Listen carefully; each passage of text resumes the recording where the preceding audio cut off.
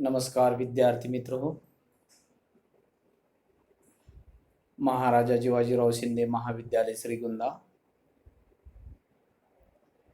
मैं नेव से MA junior विभाग हिंदी का अध्यापन करता हूं।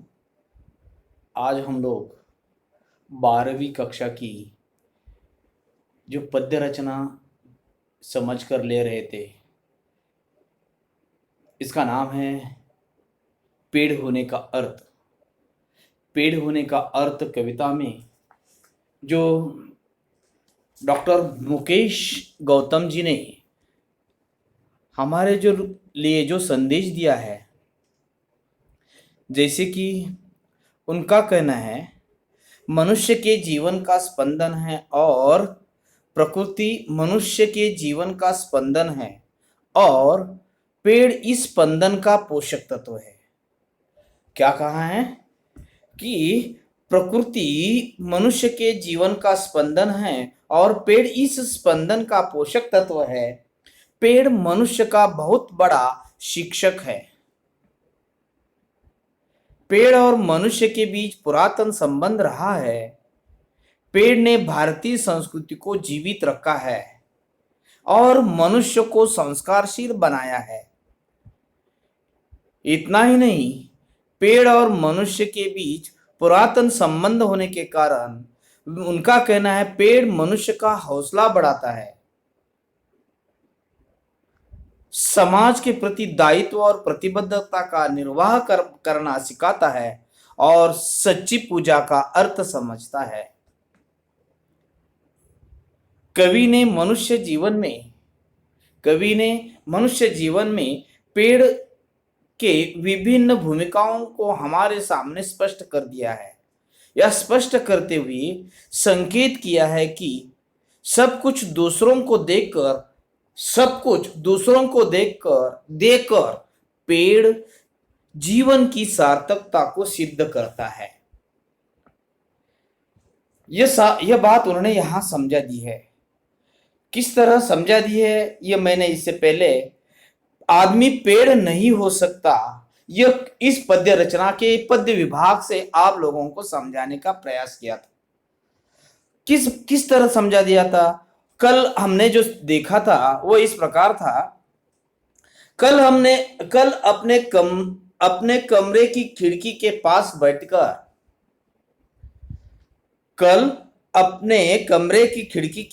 बैठकर जब मैं निहार रहा था, खिड़की के बाहर वह निहार रहा था, देख रहा था एक पेड़ को। किसको देख रहा था? कवि कहता है पेड़ को। तब मैं महसूस कर रहा था, तब कवि कहते हैं कि तब मैं महसूस कर रहा था पेड़ होने का अर्थ। तब मैं महसूस कर रहा था कि पेड़ होने का अर्थ। तो वह कहते हैं मैं सोच रहा था आदमी कितना भी बड़ा क्यों ना हो जाए।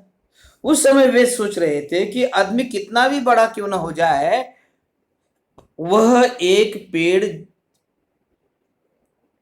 जितना बड़ा कभी नहीं हो सकता। वह एक पेड़ जितना बड़ा कभी नहीं हो सकता। या यूं कहूं कि आदमी सिर्फ आदमी है और यह पेड़ नहीं हो सकता। आदमी सिर्फ आदमी है और यह पेड़ नहीं हो सकता। इस कविता के द्वारा, पद्य विभाग के द्वारा उन्होंने हमें समझाने का प्रयास किया है। उनका कहना है कि इस कविता में कवि पेड़ के माध्यम से मनुष्य को मानवता, परोपकार और मानवोचित आदि गुणों की प्रेरणा दे रहा है। कवि अपने कमरे में खिड़की के पास बैठा है। वह बाहर खड़े पेड़ को देखता है तो पेड़ का हौसला बुलंद होना।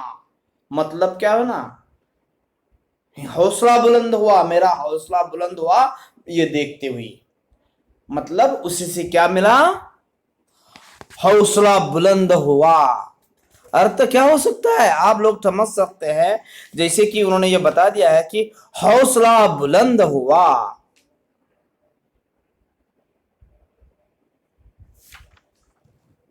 ये हौसला बुलंद हुआ, उन्होंने जैसे समझा दिया है वो इस प्रकार है। वे कहते हैं, क्या कहते हैं, कवि कमरे की खिड़की के पास बैठे हुए हैं, बाहर खड़े पेड़ को देख रहा है, और उसी समय उनके मन में, यानी कि उसके मन में पेड़ का हौसला और उसकी दान की प्रवृत्ति कवि को सोचने पर विवश कर रही है। मतलब पेड़ को देखकर कवि अपने आप में और पेड़ में, या पेड़ पेड़ होता है और आदमी आदमी होता है, इसी के प्रति वो सोचने लगा। और वो क्या कहते हैं, देखिए उन्होंने बता दिया कि उसकी दान की प्रवृत्ति पर, पेड़ ऐसा जीव है कि वो दान करता है, दूसरों को देता है।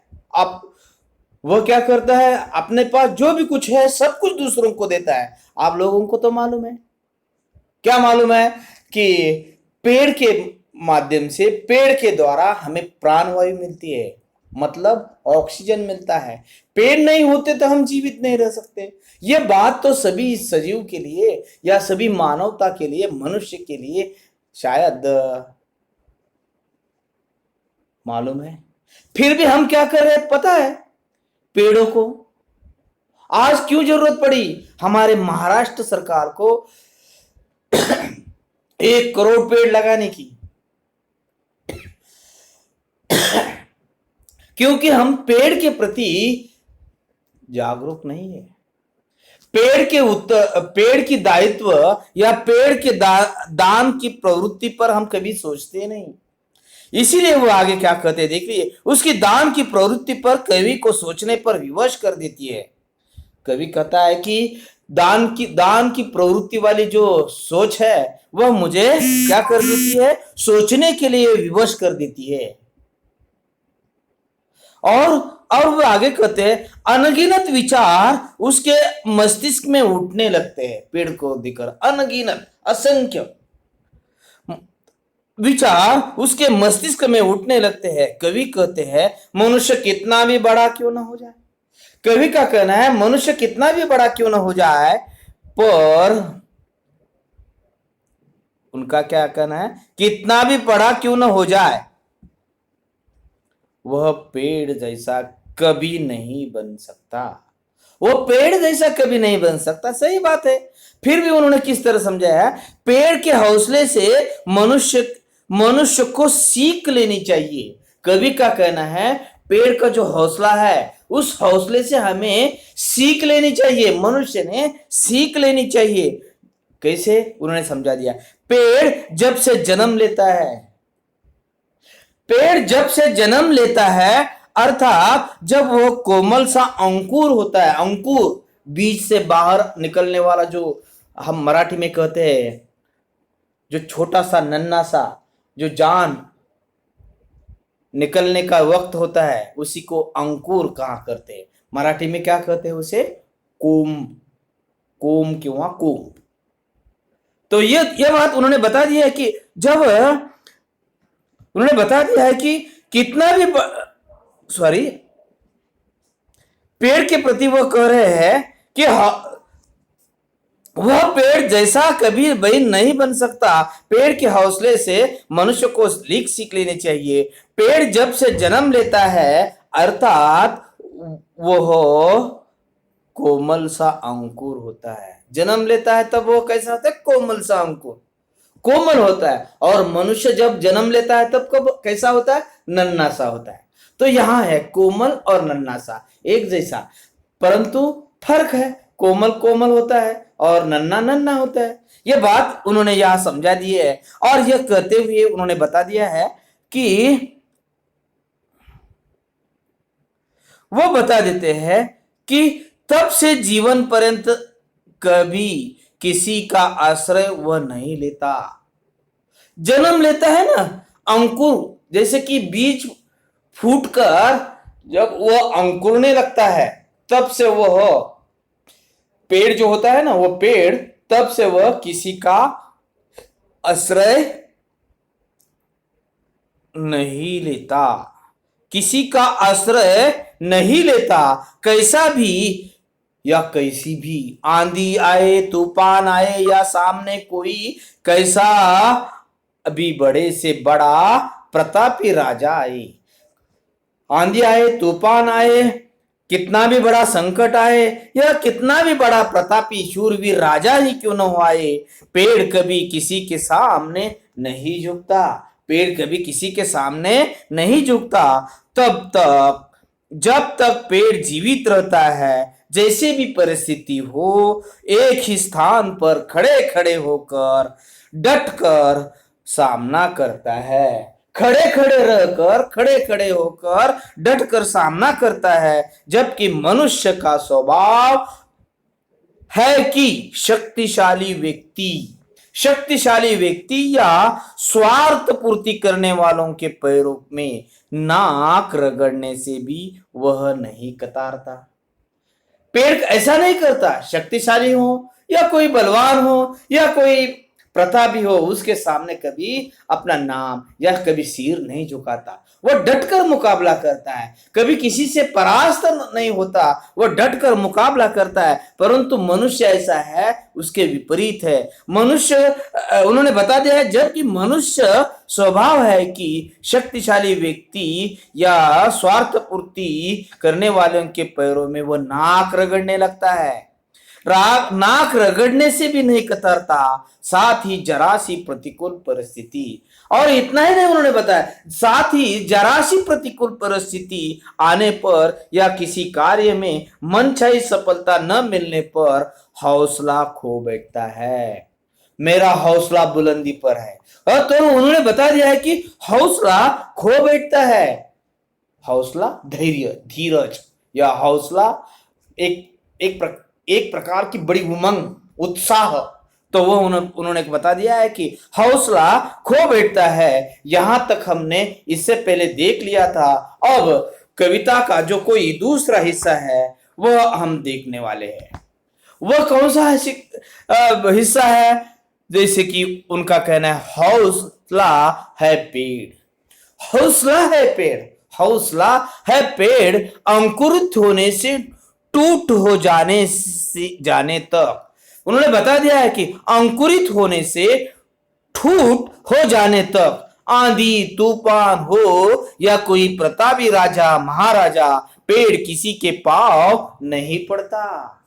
उन्होंने बता दिया है, पेड़ किसी के सामने झुकता नहीं या किसी के सामने पांव नहीं पड़ता। और यह कहते हुए उन्होंने आगे जो कुछ कहा है वह किस प्रकार का है, देख लेना जरूरी है।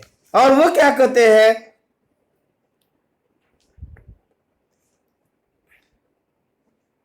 जबकि उन्होंने बता दिया है अंकुरित होने से टूट हो जाने तक, मतलब टूट हो जाने तक, यानी कि जो उनके फूल पत्ते होते हैं ना, वह गिर जाते हैं, यानी कि वह पत्तेविहीन बन जाता है। मतलब हम क्या कहते हैं उसे, सूखना। यानी कि दूसरी बात मराठी में हम क्या कहते हैं, जब तक वो उसी के जान में जान होती है वो किसी के सामने झुकता नाही। परंतु त्याचं जर आयुष्य संपलं आणि तो वटला म्हणजे ते आपोआप त्याला ते सुकलं तरच, तो वह उसी के प्रति उन्होंने बता दिया है।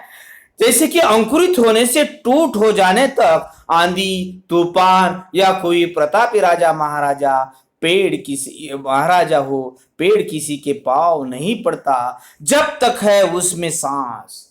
जब तक उसी के में सांस है, एक जगह पर खड़े रहकर हालात से लड़ता रहता है।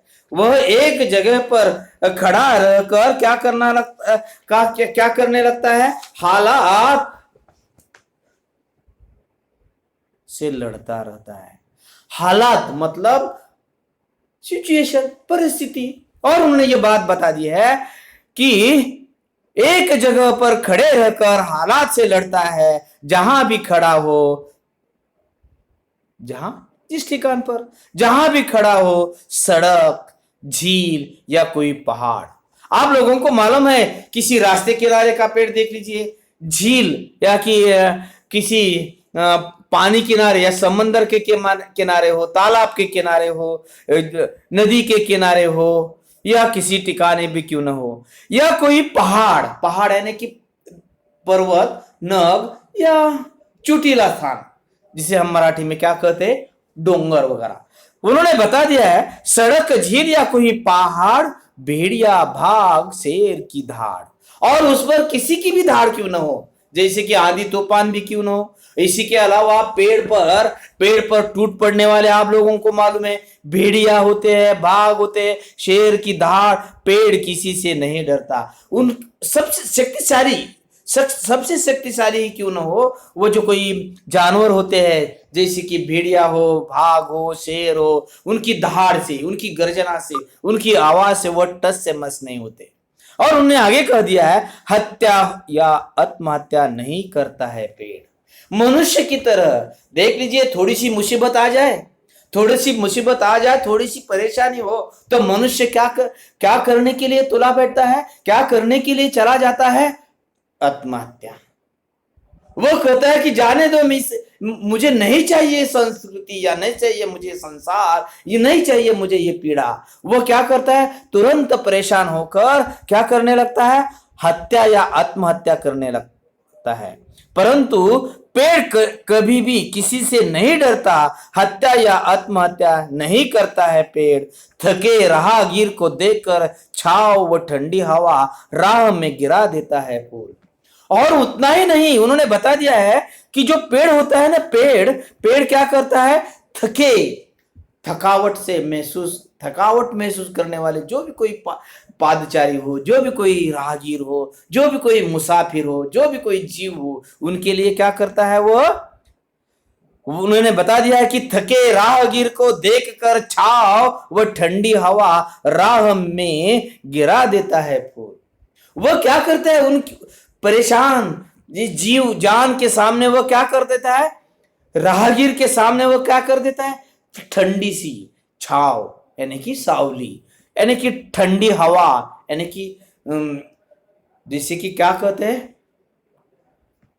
हवा का झोंका, यानी कि ठंडी भरा हवा का झोंका, वह राह में गिरा देता है। किसके, परेशान होने के बावजूद, थकावट होने के बावजूद, हर जीव के लिए, हर सजीव के लिए वह क्या कर देता है, अपने ओर से ठंडी छाव और ठंडी हवा दिलाकर उन्हीं को उनके रास्ते में क्या कर देता है, फूल बिछा देता है, फूल, और करता है इशारा उसे आगे बढ़ने का। और जो भी कोई थका भागा ही क्यों ना हो, पेड़ के नीचे कड़ी धूप ही क्यों ना हो, या आंधी मौसम के आने के बाद भी क्यों न हो, वह क्या करता है, डट कर मुकाबला करता है, और राहगीर को, आने वाले मुसाफिर को, चलने वाले हर एक सजीव को वह क्या कर देता है, अपनी ओर से छाव और ठंडी हवा देते हुए, और उनके रास्ते में खुशियों के फूल बिखेर देता है। और तो और उन्होंने आगे बता दिया है कि और करता है इशारा उसे आगे बढ़ने की, और थके भागे को बड़ी उमंग के साथ, बड़ी उत्साह के साथ उसे प्रेरणा देकर, हौसला बढ़ाकर उन्हें आगे और करता है इशारा उसे आगे बढ़ने का, आगे चलने का, आगे बढ़ने का। पेड़ करता है सभी का स्वागत। और ये जो पेड़ होता है ना, पेड़ क्या करता है, सभी का स्वागत आप लोगों को मालूम है, आने वाले की अगवानी करना, सत्कार करना, स्वागत करना। ऐसे कि उन्होंने बता दिया है पेड़ करता है सभी का स्वागत, देता है सभी को विदाई। स्वागत भी करता है और वो क्या करता है, उसी की विदाई भी कर देता है। गांव के रास्ते का वह पेड़ आज भी मुस्कुरा रहा है। हम देखते हैं आप कितने भी दिन में आ जाए, काम से थक कर भी क्यों ना आ जाए, लेकिन रास्ते में जो खड़ा पेड़ है हमें क्या कर देता है, स्वागत भी कर देता है और विदाई भी करता हुआ दिखाई देता है। और इसीलिए उन्होंने बता दिया है गांव के रास्ते का वह पेड़ आज भी मुस्कुरा रहा है, आज भी हमें देखकर आज भी वह मुस्कुरा रहा है, हालांकि वह सीधा नहीं टेढ़ा पड़ा है। आज यह सब कुछ सहते हुए जो चित्र है, तस्वीर है, इस तस्वीर से हम देख सकते हैं उन्होंने बता दिया है कि आज वह मुस्कुरा रहा है। क्यों? हालांकि वह सीधा नहीं टेढ़ा पड़ा है। टेढ़ा यानी कि वाकड़ा, टेढ़ा मेढ़ा, जैसे कि टेढ़ा पड़ा है। सच तो यह है कि, और उन्होंने बता दिया है सच तो यह है, सच सच्चाई खरे, सच तो यह है रात भर तूफान से लड़ा है। ये क्यों टेढ़ा पड़ा है? वह जीवन भर, जिंदगी भर, मतलब उन्होंने बता दिया है कि रात भर, अपने जीवन के इस रात भर तूफान से लड़ा है, खुद घायल है वह पेड़, परंतु खुद घायल बन गया है, परंतु दूसरों को उन्होंने कुछ त्रासदी या कुछ झुकने के लिए विवश नहीं कर दिया। वह कहता है खुद घायल है वह पेड़, लेकिन क्या देखा नहीं तुमने, उस पर अब भी सुरक्षित है चहचहाते हुए चिड़िया के बच्चों का घोंसला है।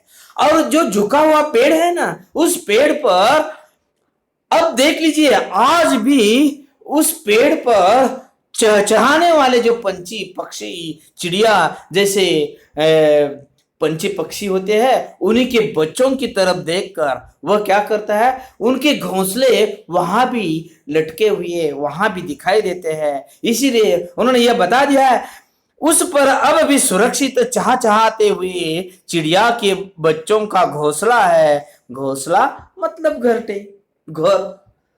उन्होंने बता दिया चहचहाते हुए चिड़ियों के बच्चों का घोंसला है। जी हाँ, सच तो यह है कि पेड़ बहुत बड़ा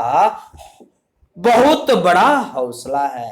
सच तो यह है कि पेड़ बहुत बड़ा हौसला है। इस प्रकार इस पद्य विभाग में कवि ने पेड़, दूसरा जो सेक्शन है, दूसरी जो पद्यांश का हिस्सा है, हौसला है पेड़, ये बात उन्होंने आप लोगों के सम्मुख रखने का प्रयास करते हुए उस नतीजे पर आप लोगों, इस उद्दिष्ट को आप लोगों के सामने रखने का प्रयास किया है। कौन सा उद्दिष्ट? वो उसी के दृष्टि से वो अपने लिए जो सीख या अपने लिए जो प्रेरणा देता है, उत्साह बढ़ा देता है, हौसला बढ़ा देता है, वो किस प्रकार का है। कविता में कवि हौसला है पेड़ के द्वारा। कविता में कवि पेड़ जहां भी खड़ा हो, चाहे सड़क पर हो, किसी झील के किनारे हो या फिर पहाड़ के ऊपर हो, उसकी मनोस्थिति एक जैसी रहती है। जहां भी कहीं हो, उसकी मनोस्थिति है वो पेड़ जैसी रहती है। पेड़ के सामने, उनका कहना है, पेड़ के सामने कोई भी आ जाए, जैसे कि भेड़िया, मतलब वाघ, भेड़िया, वाघ जैसे हिंसक पशु आ जाए, हिंस्र पशु आ जाए, या शेर दहाड़ने लगे, या शेर उस पर दहाड़ने लगे, पेड़ किसी से नहीं डरता, जबकि मनुष्य हिंसक पशु के सामने आने पर डर से ही मर जाता है। उन्होंने जिक्र कर दिया है कि पेड़ किसी के सामने, जो भी कोई उन पर आ जाए, छा जाए, मतलब सामने भेड़िया आए, वाघ आए, हिंसक पशु आए या शेर दहाड़े, परंतु वह कभी किसी से डरता नहीं। पेड़ किसी से नहीं डरता, जबकि मनुष्य क्या है, हिंसक पशु के सामने आने पर। लेकिन उन्होंने बता दिया है जब मनुष्य के सामने हिंसक पशु आ जाने पर या सामने आते ही वह डर से मर जाता है। कौन? मनुष्य। पेड़ मनुष्य के समान न कभी किसी की हत्या करता है। कवि ने यह जिक्र कर दिया है, पेड़ मनुष्य की तरह कभी किसी की हत्या नहीं करता, न ही आत्महत्या करता। हत्या तो बिल्कुल नहीं, लेकिन आत्महत्या भी वह नहीं करता। इसी के विपरीत पेड़ थके हुए यात्रियों को, और ये तो है, उन्होंने बता दिया, पेड़ तो उल्टा है। पेड़ क्या करता है? थके हुए यात्रियों को, मुसाफिरों को, आने जाने वाले राहगीर को क्या करता है? पेड़ विपरीत थके हुए यात्रियों को ठंडी हवा देता है, शीतल छाया देता है, शीतल छाव में उन्हें बिठा देता है, आराम करने के लिए कह देता है। और इतना ही नहीं, यह ही नहीं, पेड़ राहगीरों के समक्ष पुष्प वर्षा करके मानो उन्हें अपनी राह पर आगे बढ़ने की प्रेरणा देता है। वह क्या करता है? पुष्प यानी कि फूलों की बौछार कर उनके रास्ते में क्या कर देता है, आगे जाने की प्रेरणा देता है, आगे बढ़ने की सलाह देता है, प्रेरणा देता है। पेड़ के समीप उन्होंने बता दिया है, पेड़ के समीप जो भी आता है, कवि कहते हैं पेड़ के समीप जो भी आता है पेड़ सभी का स्वागत करता है। पेड़ के समीप जो आता है, जो भी कोई हो, सभी का स्वागत करता है। इतना ही नहीं, यात्री जब थकान उतरने के बाद पेड़ के नीचे से उठकर चल देते हैं।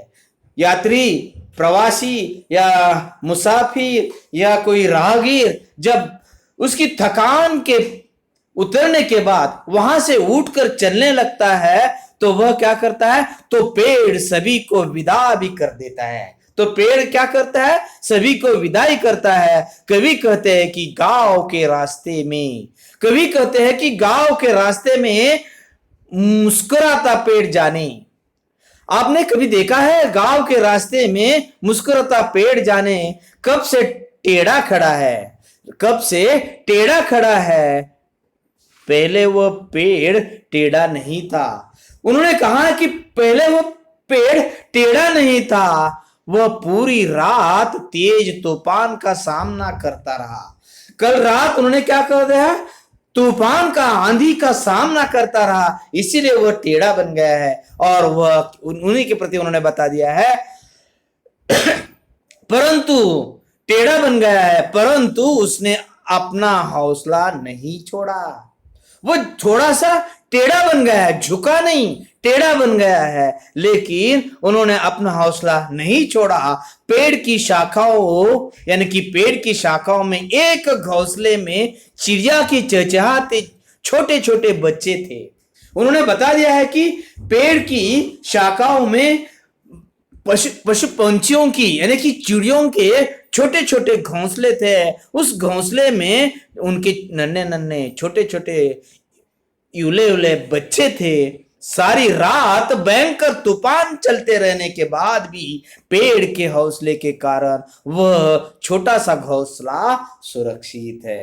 देख लीजिए, सारी रात तूफान के साथ वह लड़ता रहा, लेकिन उन्होंने यूले से नन्हे से बच्चों वाला जो छोटा सा क्या था, घोंसला था, उस घोंसले को उन्होंने घोंसला सुरक्षित रखा है। सचमुच पेड़ का हौसला बहुत बड़ा होता है, बहुत बड़ा होता है। यह बात उसी के मन में आ जाती है। कवि डॉक्टर मुकेश गौतम जी इस प्रकार पेड़ के प्रति हमें कुछ आगाह करते हुए, कुछ बातें करते हुए, कुछ समझाते हुए दिखाई देते हैं, हौसला बढ़ा होते दिखाई देते। और उनका जो कहना है, उनका जो क्या कहना है, उनका कहना है पेड़ पेड़ होता है, आदमी सिर्फ आदमी ही रहता है, वो पेड़ नहीं बन सकता। इसीलिए पेड़ की महानता उन्होंने यहाँ आप लोगों के सम्मुख रखते हुए समझाने का प्रयास किया है।